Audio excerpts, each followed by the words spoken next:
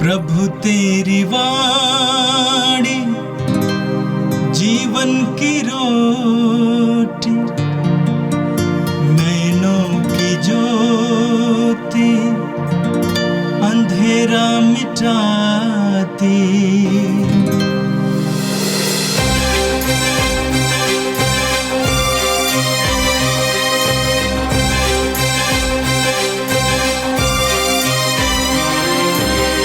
प्रभु तेरी वाणी जीवन की रोटी, नैनों की ज्योति अंधेरा मिटाती। प्रभु तेरी वाणी जीवन की रोटी, नैनों की ज्योति अंधेरा मिटाती। वाणी वाणी वाणी वाणी वाणी पवित्र है, शाश्वत है, जीवन का मन्ना है। 8 अक्टूबर मंगलवार। पहला पाठ गलातियों के नाम संत पौलुस का पत्र, अध्याय 1, पद संख्या 13 से 24। आप लोगों ने सुना होगा कि जब मैं यहूदी धर्म का अनुयायी था तो मेरा आचरण कैसा था। मैं ईश्वर की कलीसिया पर घोर अत्याचार और उसके सर्वनाश का प्रयत्न करता था। मैं अपने पूर्वजों की परंपराओं का कट्टर समर्थक था और अपने समय के बहुत से यहूदियों की अपेक्षा हमारे राष्ट्रीय धर्म के पालन में अधिक उत्साह दिखलाता था। किंतु ईश्वर ने मुझे माता के गर्भ से ही अलग कर लिया और अपने अनुग्रह से बुलाया था। इसलिए उसने मुझ पर और मेरे द्वारा अपना पुत्र प्रकट करने का निश्चय किया, जिससे मैं गैर यहूदियों में उसके पुत्र के सुसमाचार का प्रचार करूं। इसके बाद मैंने किसी से परामर्श नहीं किया और जो मुझसे पहले प्रेरित थे उनसे मिलने के लिए मैं यरूशलेम नहीं गया, बल्कि मैं तुरंत अरब देश गया और बाद में दमिश्क लौटा। मैं 3 वर्ष बाद कैफस से मिलने यरूशलेम गया और उसके बाद 15 दिन रहा। प्रभु के भाई याकूब को छोड़कर मेरी भेंट अन्य प्रेरितों में से किसी से नहीं हुई। ईश्वर मेरा साक्षी है कि मैंने तुम्हें जो लिखा है वह एकदम सच है। इसके बाद मैं सीरिया और सिलिसिया के प्रदेशों में चला गया। उस समय यहूदिया की मसीही कलीसियाएं मुझे व्यक्तिगत रूप से नहीं जानती थीं। उन्होंने इतना ही सुना था कि जो व्यक्ति हम पर अत्याचार करता था वह अब उस विश्वास का प्रचार कर रहा है जिसका सर्वनाश करने का प्रयत्न करता था, और वे मेरे कारण ईश्वर की स्तुति करती थीं। यह प्रभु की वाणी है। संत लूकस के अनुसार प्रभु यीशु का पवित्र सुसमाचार, अध्याय 10, पद संख्याएं 48 से 42 तक। यीशु यात्रा करते करते एक गांव आए और मर्था नामक महिला ने अपने यहाँ उनका स्वागत किया। उसके मरियम नामक एक बहन थी जो प्रभु के चरणों में बैठकर उनकी शिक्षा सुनती रही। परंतु मर्था सेवा सत्कार के अनेक कार्यों में व्यस्त थी। उसने पास जाकर कहा, प्रभु, क्या आप यह ठीक समझते हैं कि मेरी बहन ने सेवा सत्कार का पूरा भार मुझ पर ही छोड़ दिया है? उससे कहिए कि वो मेरी सहायता करे। प्रभु ने उसे उत्तर दिया, मर्था मर्था, तुम बहुत सी बातों के विषय में चिंतित और व्यस्त हो, फिर भी एक ही बात आवश्यक है। मरियम ने सबसे उत्तम भाग चुन लिया है, वो उससे नहीं लिया जाएगा। यह प्रभु का पवित्र सुसमाचार है। ख्रीस्त प्रभु की जय। यीशु में मेरे प्रिय भाइयों बहनों, रोज की रोटी कार्यक्रम को सुनने और देखने वाले आप सभी लोगों पर प्रभु की बहुत सी आशीषें मिले। आज के पहले पाठ, जिसे हम लोगों ने गलातियों के नाम पौलुस के पत्र से सुना, पौलुस लिखते हैं, आप लोगों ने सुना होगा कि जब मैं यहूदी धर्म का अनुयायी था तो मेरा आचरण कैसा था। मैं ईश्वर की कलीसिया पर घोर अत्याचार और उसके सर्वनाश का प्रयत्न करता था। जिसने कलीसिया के सर्वनाश का प्रयत्न किया, प्रभु ने उसी को चुन लिया और कलीसिया के शुरुआती दौर में उसके विकास और समृद्धि का सबसे अधिक प्रयत्न करने वाला व्यक्ति बनाया। यह प्रभु का महान चमत्कार है। पौलुस अपने जीवन की ओर वापस मुड़कर देखता है और ये एहसास करता है कि इन सारे अत्याचार और शोषण और दूसरों को यातना देने के बावजूद ईश्वर ने उन्हें विशेष रूप से चुन लिया है। पौलुस ये कहते हैं कि ईश्वर ने मुझे माता के गर्भ से ही अलग कर लिया और अपने अनुग्रह से बुलाया था। भाइयों बहनों, परमेश्वर के हर चुने हुए व्यक्ति, विशेषकर नबियों के मुंह से भी हम यही बात सुनते हैं। उदाहरण के लिए यशायाह नबी के ग्रंथ के 43वें अध्याय में यह सुनते हैं, पहले और दूसरे वाक्य में, याकूब जिसने तुम्हारी सृष्टि की है, इस्राएल जिसने तुमको गढ़ा है, वही प्रभु अब कहता है, नहीं डरो, मैंने तुम्हारा उद्धार किया है, मैंने तुमको अपनी प्रजा के रूप में अपनाया है। तो पौलुस को भी यह अनुभव होता है कि वो विशेष रूप से बुलाया गया है और ये विशेष बुलाहट कलीसिया के उद्धार के लिए है और ईश्वर की योजना के अनुसार है। आज के इस पाठ के अंत में हम सुनते हैं कि वो अब उस विश्वास का प्रचार कर रहा है जिसका वो सर्वनाश करने का प्रयत्न कर रहा था। पौलुस कलीसिया के लोगों से धीरे धीरे मिला और उनमें से एक हो गया और यीशु के सुसमाचार को गैर यहूदियों के बीच में, अन्य जातियों के बीच में, दूर दूर नए नए नस्लों के बीच में, नए नए राष्ट्रों में करने लगा और इसलिए परिवर्तन हो गया। ये परिवर्तन, ये जीवन में बदलाव, ये प्रभु की कृपा से बार बार होता है।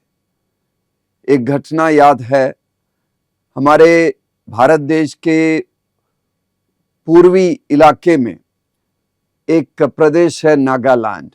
पहले वहाँ के जनजातीय लोग तीर धनुष से, तलवार से एक दूसरे का गर्दन काटने में बहुत बड़ा फक्र समझता था और लोग अपने गले में दूसरों के सर टांग कर चलते थे और जितने ज्यादा खोपड़ियां उनके गर्दन पर हैं उतने ज्यादा उनका पद, उनकी गरिमा होती थी। यानी नर भोजियों की तरह वे रहते थे। उनके बीच में पहली बार प्रभु यीशु के मिशनरी वहां पहुंचे। उन्होंने लोगों के बीच में सुसमाचार सुनाया। बहुत कठिन कार्य था। एक दो परिवार के लोगों ने उस सुसमाचार को ग्रहण किया और वे यीशु के शिष्य बन गए। लेकिन उस गांव का मुखिया जब उन्हें पता चला तो उन्होंने उन सारे लोगों को और उस मिशनरी को भी गिरफ्तार करके अपने सामने ले आए और बोले, तुम्हें इस नए विश्वास को त्यागना पड़ेगा, नहीं तो मैं तुम्हें से हर एक का गर्दन काटूंगा। और उनमें से किसी ने विश्वास नहीं त्यागा। उन्होंने प्रभु यीशु की स्तुति में गीत गाते हुए धैर्य से उस मुखिया के सामने, विरोधियों के सामने अपना सिर खड़ा कर दिया और उनमें से एक एक का गर्दन काट दिया गया और एक एक स्तुति गाते हुए अपने आप को ईश्वर के लिए, यीशु की महिमा के लिए बलि बनने के लिए तैयार हो गया। और उस मुखिया का क्रोध बढ़ता गया और आखिरी आदमी ने जब अपना सिर काटने के लिए सर झुकाया और एक गीत गाते हुए सर झुकाया, तब ये मुखिया खुद खड़ा हो गया, मना कर दिया और बताया कि इनके विश्वास में इतनी हिम्मत है, इनके अंदर इतना धैर्य है कि ये आजमाने लायक है, मैं भी इस विश्वास को ग्रहण करता हूं। और उसके बाद धीरे धीरे वो मुखिया स्वयं प्रभु यीशु के सुसमाचार का प्रचारक बना और पूरा नागालैंड यीशु के अनुयायी बना। आज नागालैंड के लोग प्रभु यीशु में पक्का विश्वास करते हैं और आज पूरी दुनिया में वहां से मिशनरी लोग जाकर यीशु के सुसमाचार का प्रचार करते हैं। तो पौलुस की तरह, नागालैंड के लोगों की तरह हमें भी प्रभु आह्वान दे रहे हैं कि हम अपने जीवन की गवाही के द्वारा यीशु के नाम का प्रचार करें। आज के सुसमाचार जो लूकस के सुसमाचार के 10वें अध्याय से लिया गया है, हम मार्था और मरियम की बात सुनते हैं। यह घटना मुझे एक कहानी याद दिलाती है। श्रेयांश नामक 9 साल का एक बालक था। वो फुटबॉल खेलने में बहुत शौकीन था। एक रविवार के दिन श्रेयांश फुटबॉल कोचिंग के लिए मैदान पहुंच गया, लेकिन देरी से पहुंच गया, काफी देर बाद वो पहुंचा। फुटबॉल के कोच नाराज हो गए, पूछा कि क्यों देरी कर दिए हो?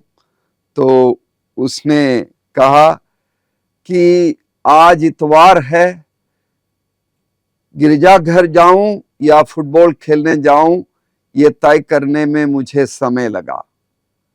तो अब कैसे पहुंचे हो? तो उसने कहा कि मैंने सिक्का उछाल दिया और इसीलिए यहां पहुंच गया हूं। तो कोच ने कहा, सिक्का उछालने में तो 1-2 सेकंड ही लगता है, तुम्हें इतनी देरी क्यों हुई? तो उसने कहा कि मुझे 35 बार सिक्का उछालना पड़ा। श्रेयांश के मन में यह था कि फुटबॉल खेलना है, लेकिन उसके मन में यह भी था कि आज प्रभु का दिन है, गिरजाघर भी जाना है। तो उसे जब 35 बार सिक्का उछाला, 35वीं बार उसे फुटबॉल के मैदान में जाने का आदेश मिला सिक्के से, और तभी वो गया। तो हमारे साथ भी ऐसा होता है। आध्यात्मिक जीवन में सही निर्णय लेने में हम असमंजस में पड़ जाते हैं। हमारे अपने निर्णय है और प्रभु के अपने निर्णय है। हम अपने निर्णय पर सफाई भी देने लगते हैं, और जब हम अपने निर्णय पर सफाई देते हैं तो परिणाम क्या होता है? कुड़कुड़ाहट, शिकायतें। यीशु मार्था और मरियम के घर मेहमान बनकर आते हैं, जिसके बारे में हमने आज के सुसमाचार में सुना। कुछ देर विश्राम करने के इच्छा से प्रभु यीशु वहां पहुंचते हैं और मार्था ने यीशु की खातिरदारी की, अलग अलग तरह का पकवान बनाया। लिखा है कि मरियम नामक एक बहन थी जो प्रभु के चरणों में बैठकर उनकी शिक्षा सुनती रही, परंतु मार्था सेवा सत्कार के अनेक कार्यों में व्यस्त थी। यीशु के लिए सारी व्यवस्थाएं, यीशु के आराम के लिए, उनकी सुविधा के लिए व्यवस्था करने में लगी थी, पकवान बनाने में लगी थी। मार्था के व्यक्तित्व का परिचय, यानी उसके अंदर मेहमान नवाजी का जो गुण है, उसी में उसकी व्यस्तता, मेहमान के लिए सुविधा दिलाने में, दूसरे को खुश करने के लिए अपना समय, अपनी ऊर्जा, अपनी शक्ति, अपना सब कुछ लगाने में व्यस्त थी। हमारे साथ भी ऐसा होता है। हम में से अधिकतर लोग मार्था की तरह हैं। हम दूसरों के लिए अपना समय खर्च करते हैं, अपना पैसा खर्च करते हैं, अपनी सुविधा का ख्याल ना करके दूसरे की सुविधा के लिए हम काम करते हैं, ताकि दूसरा खुश रहे और उन्हें कोई असुविधा ना हो। ये सब करने के बावजूद हम शिकायत करने लगते हैं, हम कुड़कुड़ाने लगते हैं, जिस तरह मार्था ने शिकायत की। लूकस के सुसमाचार के 10वें अध्याय के 40वें पद पर हम सुनते हैं मार्था की शिकायत। प्रभु, क्या आप ये ठीक समझते हैं कि मेरी बहन ने सेवा सत्कार का पूरा भार मुझ पर ही छोड़ दिया है? उससे कहिए कि वो मेरी सहायता करे। सेवा सत्कार का पूरा भार मुझ पर छोड़ दिया है। मार्था ज्यादा बोझ की शिकायत करती है, अकेले काम करने की शिकायत करती है और उसकी अपनी मेहनत की स्वीकृति पाने के लिए शिकायत करती है। और जवाब में प्रभु यीशु के वचन को सुनना जरूरी है। प्रभु कहते हैं, मार्था मार्था, तुम बहुत सी बातों के विषय में चिंतित और व्यस्त हो। मार्था मार्था, तुम बहुत सी बातों में चिंतित और व्यस्त हो। 2 बार यीशु मार्था का नाम लेते हैं, मार्था मार्था। हम पवित्र ग्रंथ बाइबल में बार बार इस बात को देखते हैं। परम पिता परमेश्वर कोई विशेष और महत्वपूर्ण बात बताने के पहले व्यक्ति का नाम 2 बार लेते हैं। उत्पत्ति ग्रंथ के 22वें अध्याय के 11वें पद पर हम सुनते हैं, परमेश्वर अब्राहम को दर्शन देकर उनसे कहते, अब्राहम अब्राहम, और उन्हें आदेश देते हैं अपने संतान, एकमात्र संतान इसहाक की बलि देने के लिए, और अब्राहम की परीक्षा लेते हैं। और यही बात याकूब के साथ भी होता है। उत्पत्ति ग्रंथ के 46वें अध्याय के 2 पद पर याकूब याकूब करके ईश्वर याकूब से बात करते हैं। निर्गमन ग्रंथ के 3 अध्याय के 4 पद पर जलती हुई झाड़ी में ईश्वर मूसा को दर्शन देते हैं और कहते हैं, मूसा मूसा। और फिरौन की गुलामी में मिस्र देश में फंसे हुए इस्राएलियों को उनके उद्धार के कार्य करने के लिए ईश्वर मूसा को भेजते हैं।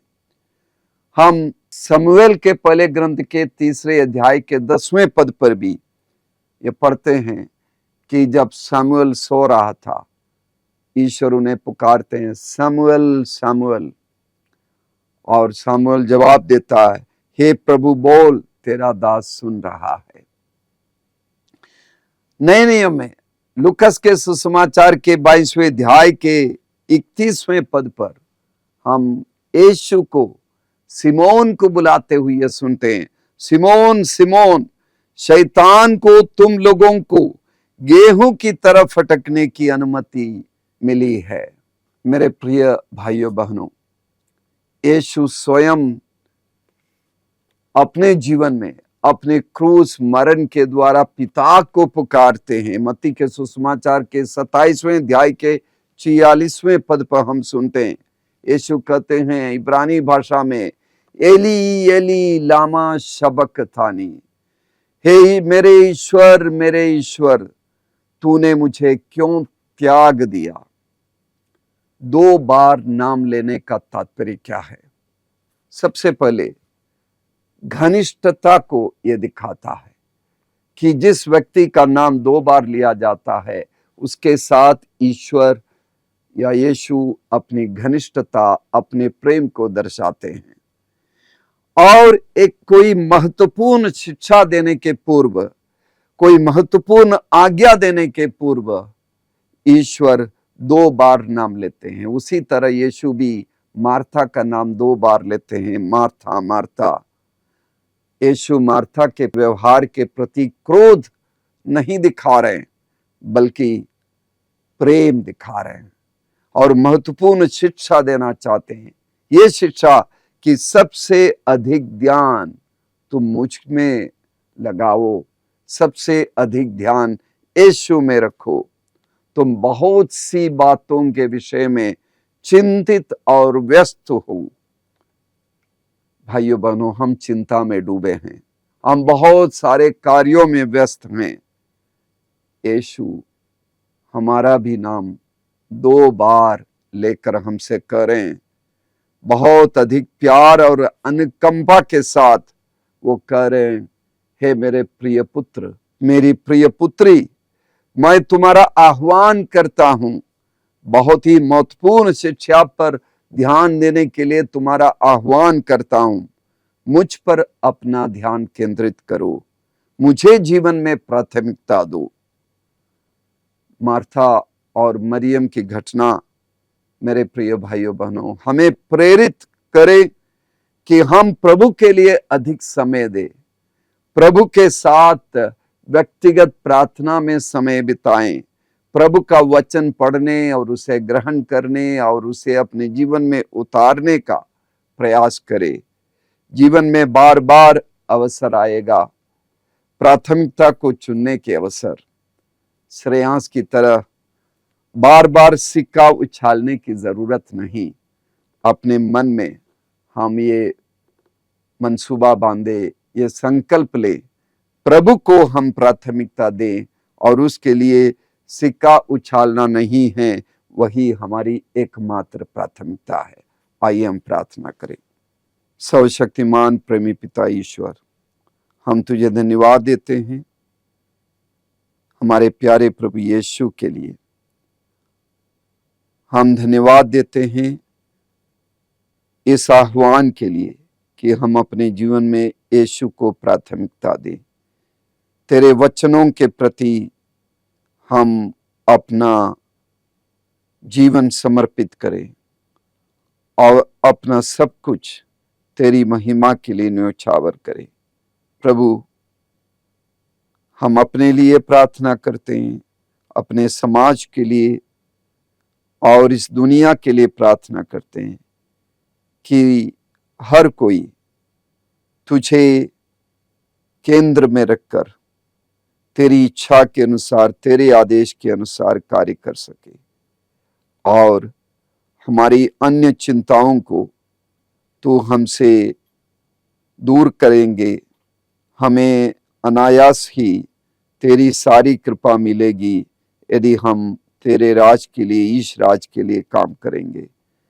ईश राज की घोषणा करने, ईश राज को अपने प्रेम और सेवा के द्वारा स्थापित करने के लिए हमें तेरी कृपा प्राप्त हो जाए, ये प्रार्थना करते हैं क्रिस्त हमारे प्रभु के द्वारा। आमीन।